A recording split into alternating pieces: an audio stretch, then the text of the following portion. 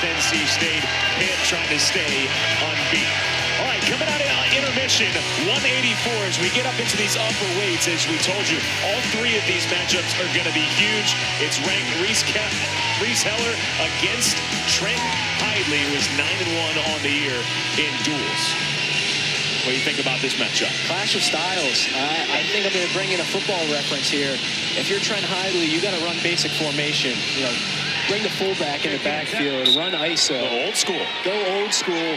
Heller's pretty unorthodox, funky from bottom. Hidlay's the better neutral wrestler. And if he can just get takedowns all day, you got to go to that. Well, you see Hidlay just using his strength, really bullying Heller right there for a takedown about 15 seconds in. Heller's comfortable from weird positions on bottom. He likes to do a lot of roll-throughs. He likes to reach back. That's like the first thing in wrestling they teach you not to do. But with his just funky style, he's able to do it. And that's one thing you have to look out for, because a few weeks ago he was losing the Hunter Bowling, was on bottom, created a funky situation, ended up on top and got the pin. So when I said earlier about Hidlay running ISO formation, that's why. You know, you're very good on your feet. You're powerful. If you can just rack up the points from neutral, there's no real reason for mat wrestling. Man, how on point were you? You said you got to bring in the fullback, and I think that first takedown was the wrestling equivalent of just, running it up the middle and letting that fullback lead. The wrestling equivalent of having a fullback in the backfield is underhooks, snaps, running forward. And here you see in this first takedown, Hidlay runs for that punch underhook double, goes to the hip toss, puts him to his butt. Heller is looking to roll through there, but he just stays patient with it.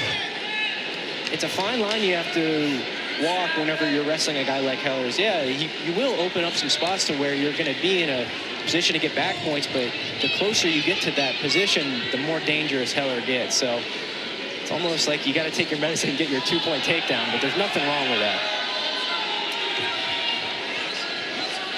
Reece Heller, this is the younger brother of Holden, and he gets hit with an early stall warning here. What'd you see? Hidlay's very good from that over-under position. What I mean by that, he's got an underhook on the right side, an overhook on the left side. And when he's in that position, he's so powerful because he lowers his level and gets his feet churning. And when you're on the edge of the mat there, you're either going to make a mistake and give up two-point takedown, or you have to kind of back straight out. And there, you're just going to get hit with stalling. So Hidlay's one of the best guys in the nation at doing this. If you watched earlier, Arrington got a similar situation. Hidlay's going to keep going back to that because he knows if he can get to the edge and put Heller in a bad spot, the next one's going to be a point for him. Well, there comes that underhook flying in. There, Heller makes an adjustment to go to his knees. If he stays on his feet, he might give up that stall call again, but here he's just going to get hit anyways. But the ref disagrees with me there. So just that little adjustment is really changing the perception. Yeah, and it seems like, to the viewer, like, oh, he's giving up the position, he's going to his knees. Shouldn't that be stalling? But really, in the eyes of the rules, in the eyes of the officials, you're not on your feet, you're not backing straight out, you're going back down to that, to that front headlock position. But Hidlay just keeps creating that pressure, keeps creating the pressure,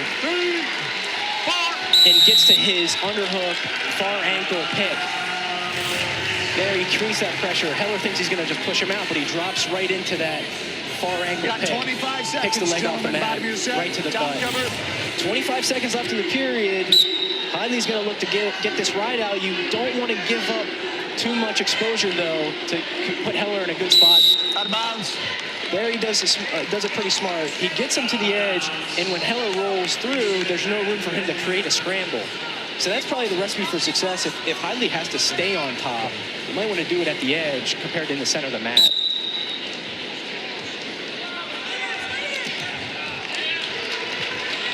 Hidlay sticking with him. 10 seconds to go.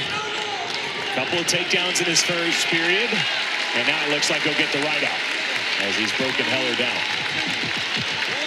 If we flash back to the 157-pound match, it was a pretty conservative first period by Ed Scott, and then really opened it up.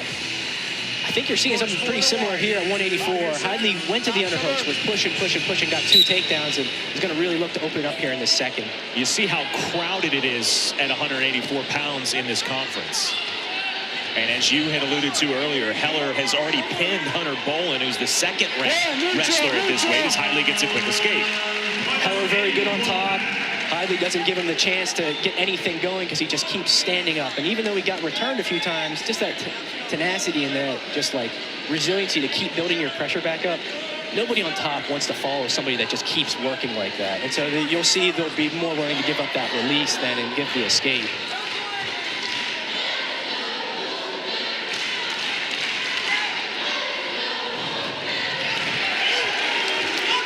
No 2 yet. Very close. And Heller able to keep. So what you saw there, people were yelling too, but for a brief second it might have been, but you do get reaction time when you hit your butt like that. So we got him to his butt and had 2 legs, but he kept popping up once he hit his butt. Kept popping back up. Like I said earlier about his brother, they've got some pretty floaty hips. And that was very clean takedown. So what happened there, all match, he's building up pressure, and gets Heller has to fight back, or he's going to get pushed out of bounds, and there builds up that pressure. There he drops to 2 knees, goes for that throw by takedown, and really just comes out on top. Neutral. Up over a minute of ride time, as you just saw a moment ago. Now 3 takedowns for Trent Hidlay. He's getting a lot of confidence, building a lot of momentum with those underhooks, and Heller hasn't had an answer so far. Heller gave up 10 points in a loss to Iowa State's 4th-ranked Marcus Coleman. He also lost to Carolina's Gavin Kane last weekend.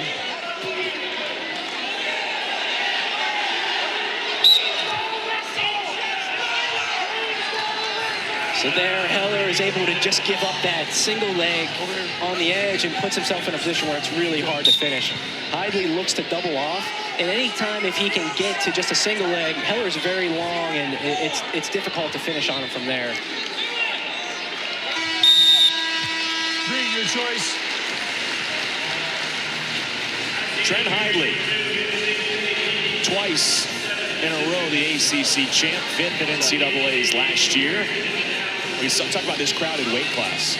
I mean, obviously you've got national championship contender here, but when you think about the weight class as a whole, that the ACC could have several guys going All-American. Yeah, and Hidlay's kind of shown that he's distanced himself from anybody except for Hunter Bolin. Bolin and him just have very tight matchups. That's a first shot from Heller in the match. He's got to pull that foot in, but Hidlay's in a good spot now on the edge where it's kind of hard. It's going to be hard to pull him all the way back into the center. No, they went out of bounds. Action. If you're Heller, that give you any confidence? Because for the most part, it had been all Hidlay offensive. It should, and I think especially just because his back was up against the wall. I think one more unanswered attack from Heller would have been a stall call on him.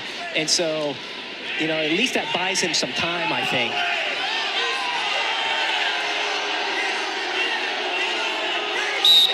Yeah. So there's a stall call. Backs out of bounds, doesn't make an attempt to come back to the center. It's so exhausting to get in that position. You, as a Pitt fan, you want to be like, hey, circle in, but it's so hard because it's so exhausting.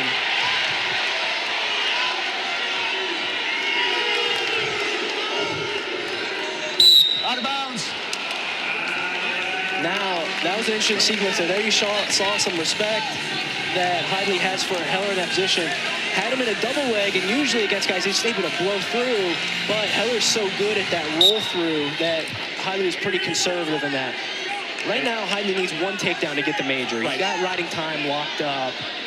And at this over a point, minute. he's thinking about that, and worst case, he's got the decision. Don't do anything to risk the match. Your team's in a good spot, okay? You know you got one takedown. You've been offensive this whole match, and so one good takedown will cinch up the major for the team. 30 seconds left. A takedown and a ride out will do it. And a cradle, perhaps?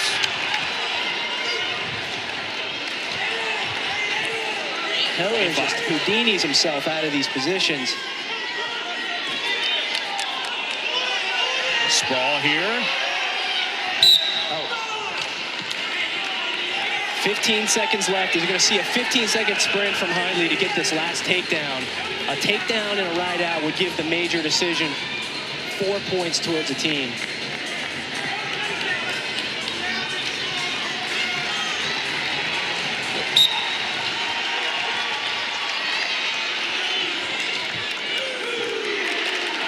And that will get rid of any major decision considerations as Heller gets his first takedown with under 10 seconds left. Pretty good strategy there from Heller. He knew Hidlay was going to be coming out fiery and just takes that shot.